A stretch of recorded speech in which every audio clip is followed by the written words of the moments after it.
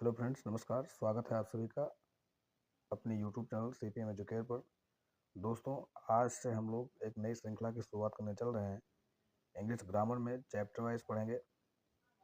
तो आइए बिना किसी देरी के शुरू करते हैं। आज के टॉपिक में हम शुरुआत करेंगे पार्ट्स ऑफ स्पीच। सबसे पहला सबसे important topic parts of speech है। इंग्लिश अगर आप सीखना चाहते हैं, अगर आप इंग्लिश ग्रामर जानना चाहते हैं या कोई भी कॉम्पिटिटिव एग्ज़ाम की तैयारी कर रहे हैं, तो इंग्लिश को अच्छे से समझने और जानने के लिए आपको ग्रामर वाला पोर्शन तो पढ़ना ही पड़ेगा। और उसमें सबसे पहले जो उसका बेस है वो पार्ट्स ऑफ स्पीच से शुरू होता है। तो दोस्तों, होता क्या है parts of speech? Parts of speech यानी कि स्पीच के भाग या अंग। स्पीच अर्थात कोई भी वाच्य, कथन या बातचीत के दौरान बोला गया वाक्य।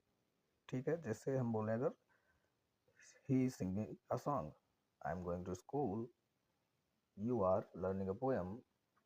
तो ये सारे वाक्य जो हैं, जो हम बोल रहे हैं, ये वाक्य दो या दो से अधिक शब्दों से मिलकर बने हैं, या हम ऐसे कहेंगे कि मीनिंगफुल ऑर्डर में जब शब्द रखे जाते हैं तो एक वाक्य का निर्माण होता है। ऐसा आप सबने सेंटेंस की भी डेफिनेशन पढ़ा होगा।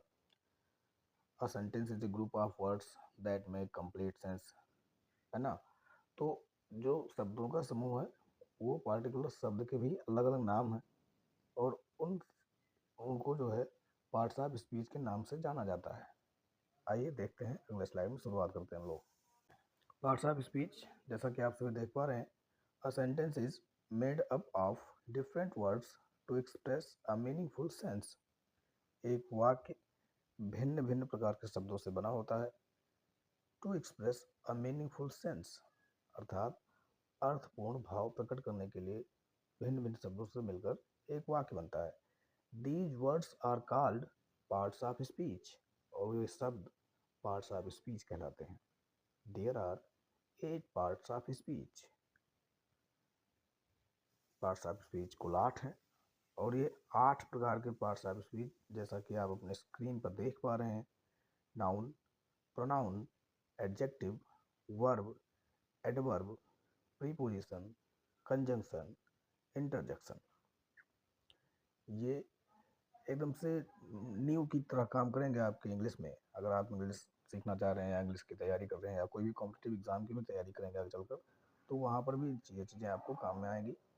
तो ये वीडियो केवल और केवल 9 to 12 वालों के लिए नहीं है, सबके लिए है। जिनको जिनको इंग्लिश सीखना है शुरुआत से, सारे लोग देख सकते हैं। बस आपसे एक ही रिक्वेस्ट है कि आप वीडियो को आखिरी तक देखिएगा, तभी आपको सारी चीज़ें एकदम क्लियरली समझ में आएगा। आइए आगे बढ़ते हैं। नाउन।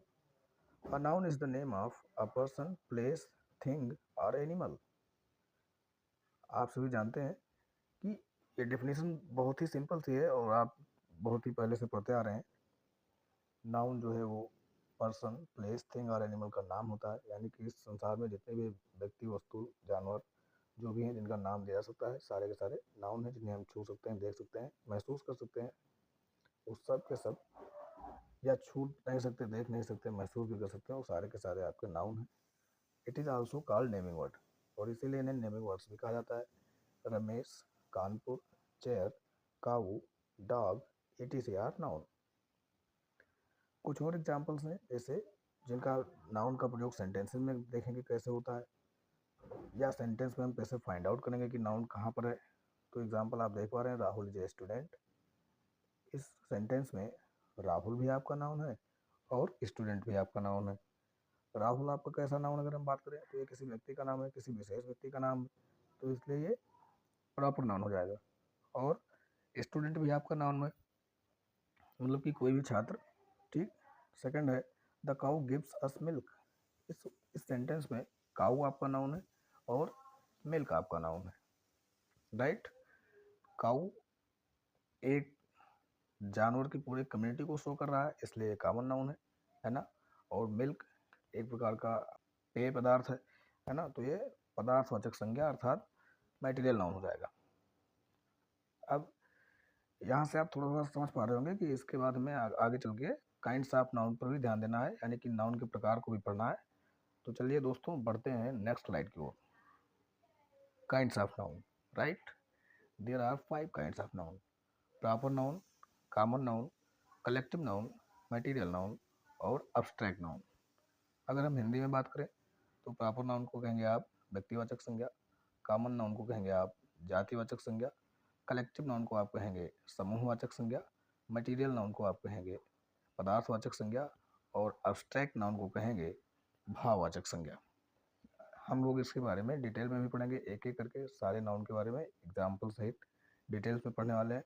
तो दोस्तों उम्मीद है कि आप सभी को वीडियो पसंद आ रहा होगा और जो बातें मैं बता रहा हूँ आपको क्लियरली 100% समझ में आ रहा होगा। तो वीडियो को लाइक करते चलिएगा, शेयर करते चलिएगा अपने दोस्तों के साथ। बढ़ते हैं आगे। Proper noun, it is the name of a particular person, place, thing और एनिमल। जो प्रॉपर नाउन होता है वो किसी विशेष व्यक्ति, वस्तु, स्थान अथवा जानवर का नाम होता है। यानी कि किसी भी चीज़ का नाम अगर होगा तो प्रॉपर नाउन कहलाएगा। पुनीत व्यक्ति का नाम है, कुणाल व्यक्ति का नाम है, आगरा एक शहर का नाम है, एवरेस्ट पर्वत का नाम है, गंगा नदी का नाम है, बनियान ट्री एक पेड़ का नाम है, इंडियन ओशियन यानी कि हिंद महासागर एक महासागर का नाम है या सागर का नाम है।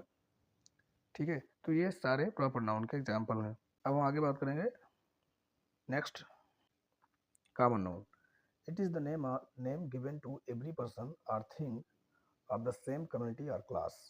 जैसा कि आप सभी देख पा रहे हैं, जो कॉमन नाउन होता है वो प्रत्येक व्यक्ति या पूरे समुदाय को जो नाम दिया जाता है, पूरे क्लास को जो आइडेंटिफाई करता है या रिप्रेजेंट करता है, ऐसा हम कहें तो वो आपका कहलाएगा कॉमन नाउन।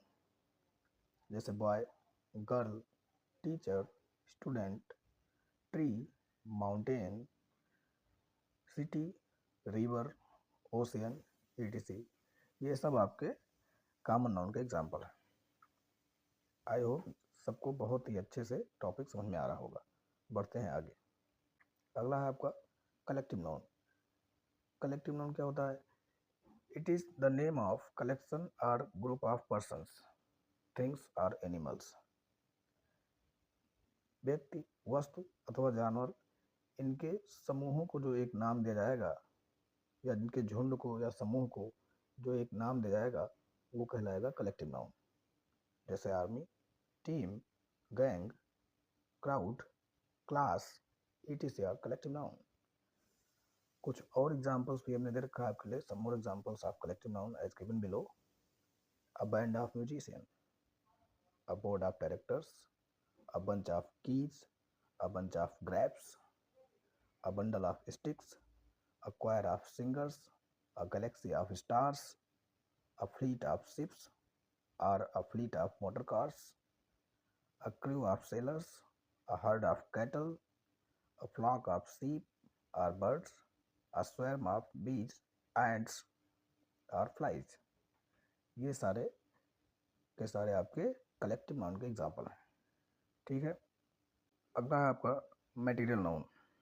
जैसा कि नाम से ही क्लियर हो रहा होगा कि कोई मटेरियल होगा या मैटर होगा या सब्सटेंस होगा, यानी कि कोई भी पदार्थ होगा, अगर उसका नाम है तो वो आपका मटेरियल नाउन के अंतर्गत आएगा। जैसे आप देख पा रहे हैं सब लोग, it is the name of matters और सब्सटेंस, लिक्विड और गैसेस। ठीक है, लिक्विड का भी और गैसेस का भी जो नाम है वो सब मटेरियल नाउन के अंतर्गत आएगा, मटेरियल नाउन में कंसिडर होगा। ठीक है, जैसे iron, gold, wood, plastic, water, oil, oxygen, etc are material noun. अगला है आपका abstract noun number 5. It is the name of qualities, feelings or states that can be felt but can't be touched or seen। abstract noun क्या होता है? भाववाचक संज्ञा हिंदी में इसको कहते हैं, है ना। तो नाम से ही क्लियर हो रहा है एकदम से कि जो हम महसूस कर सकते हैं, चाहे वो भाव हो, किसी का गुण हो या अवस्था हो, है ना, जिसको हम महसूस कर पाएंगे, उसको देख या छू नहीं पाएंगे, तो उसे हम कहेंगे एब्स्ट्रैक्ट नाउन। जैसे honesty, poverty, wisdom, happiness, childhood, etcetera, ये आपके एब्स्ट्रैक्ट नाउन। तो दोस्तों आज की वीडियो में इतना ही। मुझे उम्मीद है कि आप सभी को अच्छे से समझ में आया होगा। जो बचे हुए सारे पार्ट्स हैं, पार्ट्स ऑफ स्पीच के नाउन के आगे, वो इसी श्रृंखला में क्रम वाइज ऑर्डर में आपको मिलेंगे, फुल डिटेल्स में मिलेंगे। वीडियो अगर पसंद आया हो तो आप चैनल को सब्सक्राइब करिएगा, दोस्तों में शेयर करिएगा, लाइक करिएगा, और हमें इंतज़ार रहेगा आपके कमेंट्स का। जल्द ही मिलते हैं नेक्स्ट वीडियो में। Thanks for watching.